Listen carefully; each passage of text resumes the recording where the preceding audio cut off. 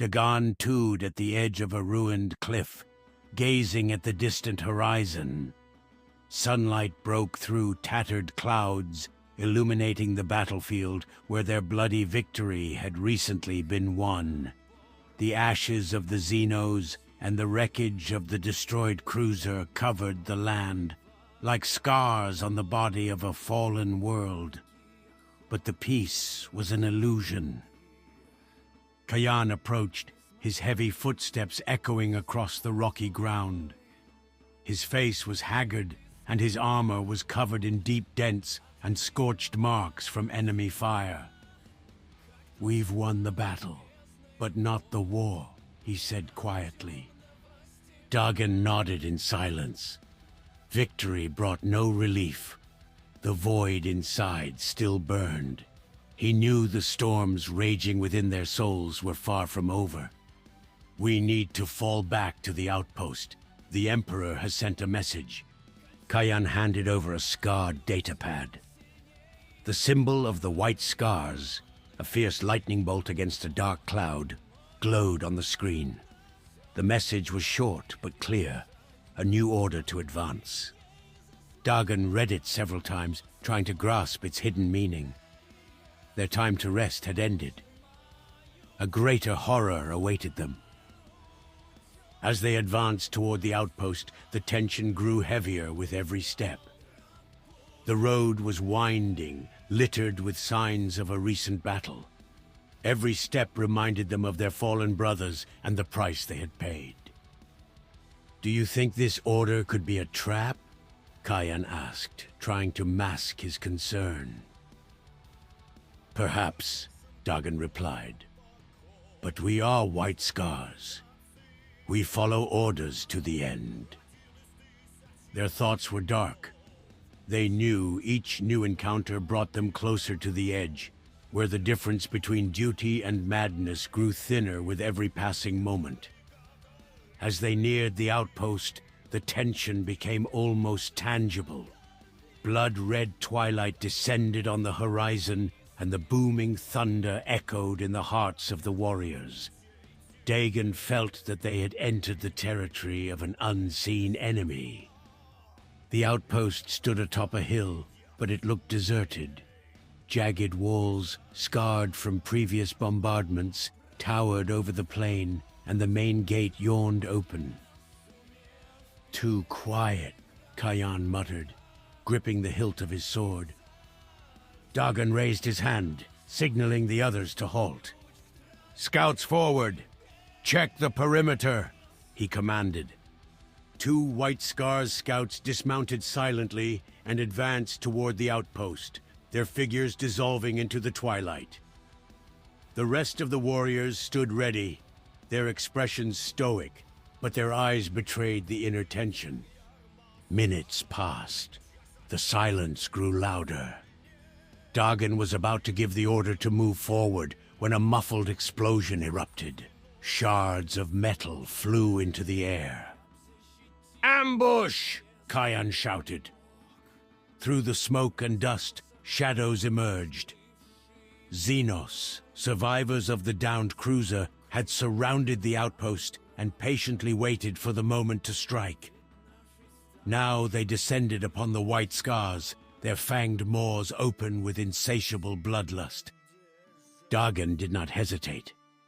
His sword, gleaming in the fading daylight, slashed through the first enemy before it could strike. Black, viscous blood dripped from the blade, but he didn't stop. Kayan spun toward an approaching enemy, driving his blade into the creature's throat. His bolter was already empty. Their battle cries merged with the roar of gunfire and the clash of metal. "Hold the line!" Dagon shouted over the din of battle. "They will not break through." The outpost became an arena of chaos. The White Scars fought like mortal incarnations of the storm itself, repelling every wave of attackers with relentless fury. But the Xenos did not retreat. Their eyes burned with fanatical hatred. Each was prepared to die to annihilate the Emperor's warriors. One of the monsters, much larger than the others, locked its gaze on Dagon. It struck with a massive claw, tearing up the ground beneath its feet. Dagon barely dodged, but the strike grazed his armor, leaving a deep scratch. The claw swung again, and this time he couldn't evade. Everything happened too quickly. The massive Xenos claw was mere inches from Dagon's chest when Kayan suddenly leaped forward, taking the blow. The force of the strike sent him sprawling. "No!" Dagon shouted, rage flaring in his eyes. He turned on the monster, raising his sword, and delivered a crushing blow. The blade cleaved through the beast's dark flesh, and it fell with a deafening roar. Dagon rushed to Kayan's side. His comrade was gravely wounded, blood soaking the ground beneath him. "You are too slow," Kayan rasped with a pained smirk. "Be silent, brother," Dagon said, trying to staunch the bleeding. But he knew time was running out for Kayan. Dawn was breaking. The Xenos forces had been driven back. The white scars had held the outpost, but at a terrible cost. Dagon stood over Kayan's body, surrounded by his warriors. Silence had returned to the battlefield, but it was now filled with the weight of loss. He lifted his gaze to the sky. Far off, another storm was gathering. "We will continue," he said firmly, "but we will carry the memory of every brother with us." The storm never ends. White scars do not die. Their spirit lives on in endless motion, like the wind and lightning. Chapter 7: The Eye of the Storm. The storm clouds rolled across the blood-red horizon as the white scars regrouped at the edge of the battlefield. Dagon Chogtor stood motionless, his bloodied sword still clenched in his hand. Kayan's body had been carefully wrapped in the banner of the storm, a symbol of their unyielding brotherhood. Yet the wounds in Dagon's soul cut deeper than any blade ever could. They were not out of danger. The Xenos forces had retreated, but the air was heavy with the promise of another attack. The outpost had been secured, but it was a hollow victory. Dagon knew this was only the beginning. "Commander!" A scout approached, his breath ragged and his armor scorched. "We've intercepted a new transmission. It's coming from the southern ravines." Dagon's brow furrowed. The ravines were treacherous terrain, filled with jagged rocks and hidden dangers. Any movement there would be an invitation to ambush. "What does the transmission say?" Dagon asked. The scout handed over a damaged data slate. Static crackled across its surface before a distorted voice emerged. "This is Brother Karash. We are surrounded. Request immediate reinforcements. Enemy. Overwhelming numbers." The transmission cut off abruptly. "Karash," Dagon whispered. He remembered his brother, a fearless warrior who had stood by his side through countless campaigns. The bond they shared was forged in blood and fire. He would not leave Karash to die. "We move now," Dagon ordered. "Prepare the speeders. We'll strike fast and hard." The white scars mounted their assault bikes and speeders, their engines roaring like thunder. The path to the ravines would be perilous, but they were the sons of the storm.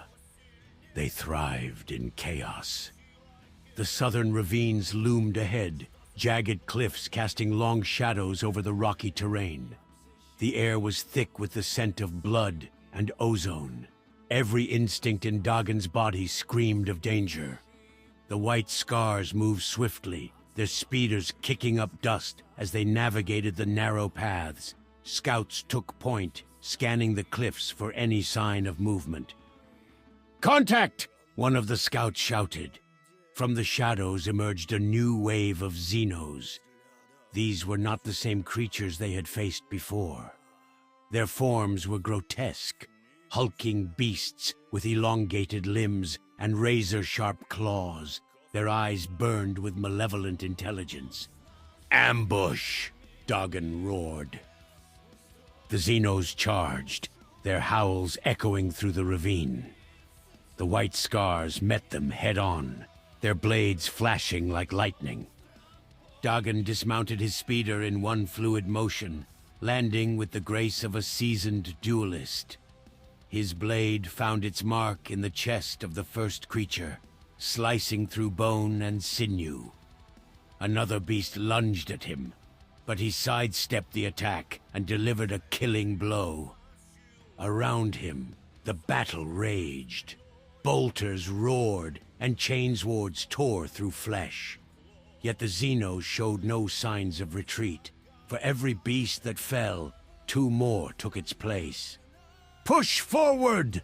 Dagon commanded. "We break through, or we die here!" The white scars fought with the ferocity of a storm unleashed. They were warriors of the Emperor, and they would not falter. Amid the chaos, Dagon spotted a familiar figure, pinned against a rock formation. Brother Karash fought valiantly, but his armor was cracked, and his movements were sluggish. A massive Xenos beast loomed over him, its claws raised for the killing strike. "No!" Dagon sprinted forward, his heart pounding with fury. He leapt onto the creature's back, driving his blade deep into its spine. The beast let out a deafening roar before collapsing to the ground. Karash fell to his knees, blood trickling from a wound on his side. "You're late, brother," Karash said with a weak smile. "I'm never too late for you," Dagon replied, helping him to his feet.